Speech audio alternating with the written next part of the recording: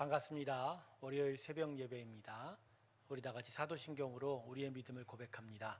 전능하사 천지를 만드신 하나님 아버지를 내가 믿사오며 그 외아들 우리 주 예수 그리스도를 믿사오니 이는 성령으로 잉태하사 동정녀 마리아에게 나시고 본디오 빌라도에게 고난을 받으사 십자가에 못 박혀 죽으시고 장사한 지 사흘 만에 죽은 자 가운데서 다시 살아나시며 하늘에 오르사 전능하신 하나님 우편에 앉아 계시다가 저리로서 산자와 죽은 자를 심판하러 오시리라. 성령을 믿사오며 거룩한 공예와 성도가 서로 교통하는 것과 죄를 사하여 주시는 것과 몸이 다시 사는 것과 영원히 사는 것을 믿사옵나이다. 아멘. 우리 다 함께 301장 찬송 부르겠습니다. 지금까지 지내온 것 301장입니다. 지금까지 지내온 것 주의 크신 은혜라. 한이 없는 주의 사랑 어찌루 말하랴. 자나깨나 주의 손이 항상 살펴주시고 모든 일을 주 안에서 형통하게 하시네. 몸도 맘도 연약하나 세임받아 살았네. 물 붓듯이 부으시는 주의 은혜 족하다. 사랑 없는 거리에나 험한 선길에 맬 때 주의 손을 굳게 잡고 찬송하며 가리라. 주님 다시 배올 날이 날로 다가와 무거운 짐 주께 맡겨 벗을 날도 멀지 않네. 나를 위해 예비하신 고향 집에 돌아가 아버지의 품 안에서 영원토록 살리라. 기도하겠습니다. 하나님 아버지, 오늘도 우리의 심령 가운데 함께하여 주시옵소서. 하나님의 크신 은혜 가운데 머물게 하시고 주 예수의 사랑을 더 깊이 깨닫는 저희의 하루의 마음이 되게 하여 주시옵소서. 오늘도 우리에게 믿음을 주실 때 주님을 더욱더 의지하게 하여 주시고 성령의 충만함 가운데 나아가는 귀한 믿음의 역사를 허락하여 주시옵소서. 감사드리며 예수님의 이름으로 기도드립니다. 아멘. 오늘 말씀은 누가복음 22장 35절에서 38절 사이의 말씀입니다. 누가복음 22장 35절에서 38절 사이의 말씀입니다. 제가 읽겠습니다. 그들에게 이르시되 내가 너희를 전대와 배낭과 신발도 없이 보냈을 때 부족한 것이 있더냐? 이르되 없었나이다. 이르시되 이제는 전대에 있는 자는 가질 것이요 배낭도 그리하고 검없는 자는 겉옷을 팔아 살지어다. 내가 너희에게 말하노니 기록된 바 그는 불법자의 동류로 여김을 받았다 한 말이 내게 이루어져야 하리니 내게 관한 일이 이루어져 감이니라. 그들이 여짜오되 주여 보소서 여기 검들이 있나이다. 대답하시되 족하다 하시니라. 아멘.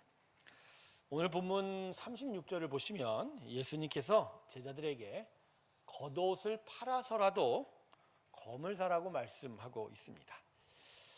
약간 예수님의 그간의 말씀과 그분의 성품과 그분의 일들을 보면 앞뒤가 안 맞는 것 같은 생각이 들어요. 이 세상의 평화의 왕으로 오신 예수님이시죠. 그런데 제자들에게 지금 칼을 사라고 말씀하십니다. 자, 이 말씀은 도대체 어떤 의미로 주셨을까요? 설마 예수님께서 진짜 대적들에게 대항하라고 무장하기 위하여 칼을 사라, 검을 사라고 말씀하신 건가요? 본문의 현재 상황은 예수님께서 십자가에 달리시기 전날 밤 제자들과 최후의 만찬을 하던 중입니다. 베드로가 당신을 3번 부인할 것을 예고하신 후에 이제 몇 사람만 데리고 겟세마네 언덕으로 기도하러 가기 전이었습니다. 그래서 마지막으로 제자들에게 당부한 말씀이 오늘 이 본문의 말씀입니다. 그러기에 본문은 이제 진행이 돼 이루어져 갈 당신의 십자가 죽음 이후에 제자들에게 일어날 일을 염두에 두고 하신 말씀일 것입니다. 먼저 예수님께서는 이전에 그들이 전도할 때의 형편을, 복음 전할 때의 형편을 제자들에게 질문을 던짐으로 확인해 주셨습니다. 자, 그 확인이 본문 35절인데 이전에 복음을 전할 때 돈주머니와 신발이 없었어도 복음에 호의적인 사람들이 섬겨주어서 부족함이 없이 복음 전하고 전도 여행을 할 수 있었다, 그런 의미입니다. 하지만 이어지는 36절에서는 예수님께서는 이제는 형편이 달라질 것이다 라고 말씀합니다. 그래서 돈주머니도 따로 준비해야 되고 겉옷을 팔아서라도 칼을 사라고 말씀하시는 겁니다. 즉 이제는 천국 복음을 전하는 상황이 정반대가 되어서 사람들이 복음 전파에 비협조적 또는 아주 적대적이 될 것이고, 그래서 큰 박해, 어려움을 겪게 될 것이다 라는 그런 의미입니다. 그러므로 이 36절에 겉옷을 팔아서 칼을 사라는 말씀을 문자대로 해석을 하면 안 됩니다. 더군다나 당시 이스라엘 문화 속에서 겉옷은요, 이 팔아야 할 물건이 아닙니다. 겉옷은 단지 외출복만이 아니고요, 야외 칠점할 때도 이불로 사용되는 아주 소중한 재산으로, 그래서 한 벌이 있으면 그걸 평생 가지고 있어야 되는 아주 소중한 재산이었거든요. 심지어 율법은 그래서 겉옷을 저장 잡지 말라라는 그런 금원까지 주고 계십니다. 그래서 그 소중한 겉옷을 팔아 칼을 사라는 예수님의 말씀은 지금 앞으로 이루어질 상황은 그 소중하고 귀한 겉옷을 팔아서라도 칼을 사야 할 만큼 큰 어려움, 심지어 목숨이 위협당하는 일까지 생길 것이다 라는 것을 암시한 것입니다. 그래서 굳건한 믿음, 그 마음으로 단단히 앞으로의 복음 전파 사역에 각오를 가져라. 그러니까 칼을 사서 싸우라는 것이 아니라 칼을 사서 무장할 정도의 그런 믿음의 단단한 각오, 그런 것으로 영적 공격을 막아내야 한다라는 것이죠. 예수님이 이제 십자가에 달리실 것이고 많은 사람들에게 있죠, 손가락질 받는 범죄자로서 십자가에 달리실 것이기 때문에 예수님의 제자들도 같은 부류로 취급되게 될 것이고, 그래서 큰 고난을 겪게 될 것이다. 그러니까 이러한 믿음의 준비를 해야 한다라는 것이죠. 그래서 예수님은 본문 36절에서 자신의 말을 잘 해석하지 못해서 제자들이 뭐라고 하죠? 여기 칼이 2개 있습니다 라고 어리석은 대답을 하자 거기에 대하여 족하다라고 말씀하십니다. 즉 내 말은 칼을 사라라, 진짜 칼을 사라는 얘기가 아니라는 것이죠.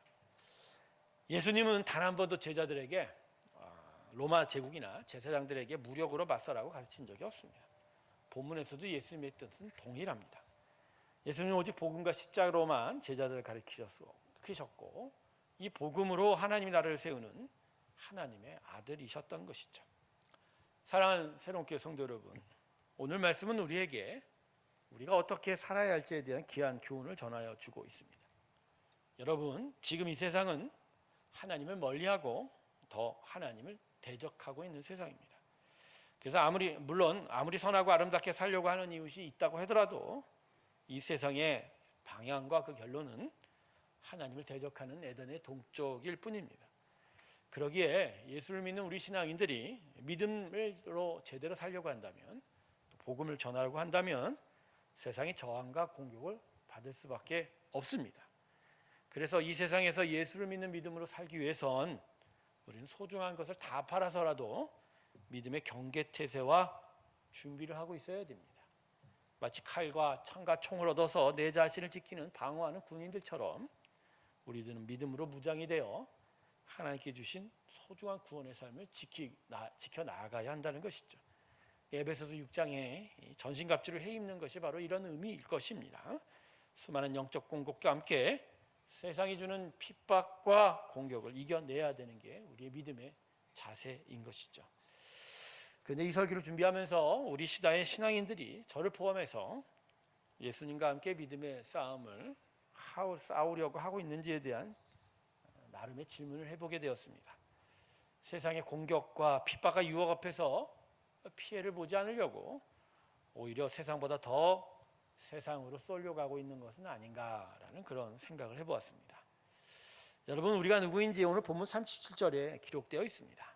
예수님은 당신이 불법자들과 같은 부위로 여김을 받을 것이라고 말씀하고 있는데, 세상은 우리를 자기들이 대적하고 거부하는 예수님과 같은 믿음의 같은 부류라고 여긴다는 것이죠.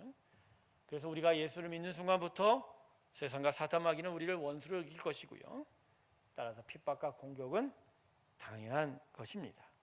그런데 이 핍박과 공격을 당하지 않겠다는 건 예수님을 안 믿겠다는 것과 마찬가지라는 것이죠. 주일에는 교회를 다니는 자로 그 외양을 인정받고는 싶지만, 그러나 세상에 대해서는 여전히 세상 사람으로 인정받고 싶은 그런 욕구가 우리가 주님과 함께 믿음의 싸움을 웬간하면 안 싸우려고 하는 그 마음의 그 바닥에 있는 우리의 숨은 마음일 것이다라는 것이죠. 이러한 모습은 이제 본문을 지나 닭이 울기 전에 3번이나 주님을 부인한 베드로에게서 찾아볼 수 있습니다. 예수님께서는 오늘 말씀을 최후의 만찬에서 마지막으로 강조하여 제자들에게 가르쳐 주셨음에도 베드로는 오히려 이 말씀과는 정반대의 일을 행하고야 말았다라는 것이죠. 성도 여러분, 예수를 믿으려면 제대로 믿어야 합니다. 여기저기 손해보지 않으려고 한다면 믿음의 나라의 백성이 될 수 없고 하나님의 나라의 복을 얻을 수가 없는 것입니다. 그리고 제대로 예수 믿기로 했다면 믿음의 준비가 필요합니다. 믿음의 선한 싸움을 제대로 싸우는 우리의 마음의 준비와 자세가 있어야 된다는 것이죠. 그런 의미에서 겉옷을 팔아서라도 검을 사라는 예수님의 말씀을 오늘 다시 한번 마음에 깊이 새겨야 할 것입니다. 금과 은과 힘과 권력을 위해서 사는 삶이 아니라 나에게 주신 이 구원을 지키기 위하여, 믿음으로 살기 위하여 그 소중한 것들을 내어 팔 수 있을 그런 마음의 귀한 각오가 우리 가운데 있어야 할 것입니다. 한 주간 이 귀한 말씀을 마음에 새기면서 믿음의 선한 싸움들이 우리 가운데 있기를 주님의 이름으로 축원합니다. 기도하겠습니다. 아버지 하나님, 감사합니다. 우리에게 허락하신 그 믿음의 은혜 앞에 저희가 섰습니다. 주님, 끝까지 이 믿음을 지키고 또 경계하고 핍박과 공격과 유혹 앞에서 믿음을 지킬 수 있는 자 되기 소망합니다. 하나님, 오늘 말씀 우리의 심령에 새겨져 또 귀하게 믿음을 지켜가는 우리 모두가 되게 하여 주시옵소서. 오늘도 하나님의 은혜 안에 주님께로 아뢰는 많은 간구와 기도를 가지고 왔습니다. 주님, 그 안에 함께하여 주시고 주님의 크신 은혜로 응답하여 주시옵소서. 우리 안에 있는 한우들을 기억하여 주시고 그 아픔 속에서 그들이 끝까지 투병할 수 있도록 힘을 도와 주시고 오늘도 치료의 강선을 바라여 주시옵소서. 여지는 하려름에 하게 여러 수련회들을 기억하시고 안전을 지켜주시고 주님의 섭리 안에 하나님의 기이한 뜻과 나라를 이루어 주시옵소서. 그래서 우리 학생, 청년, 우리 아이들이 또 믿음으로 자라나는 귀한 은혜 허락하여 주시옵소서. 이 교회가 믿음의 진리의 반석에 세워지게 하시고 성령의 충만한 안에 서하는 하나님께 기쁨이 되어가는 귀한 교회 되게 하여 주시옵을 때, 이제는 우리 주 예수 그리스도의 은혜와 하나님 아버지의 사랑과 성령의 교통하심이 믿음의 귀한 자세를 얻고자 주님 앞에 더욱더 바로 서기를 주 앞에 고백하며 나서는 하나님의 귀한 성도들 심령들 위해 지금부터 영원토록 함께 하시기를 간절히 축원하옵나이다. 아멘.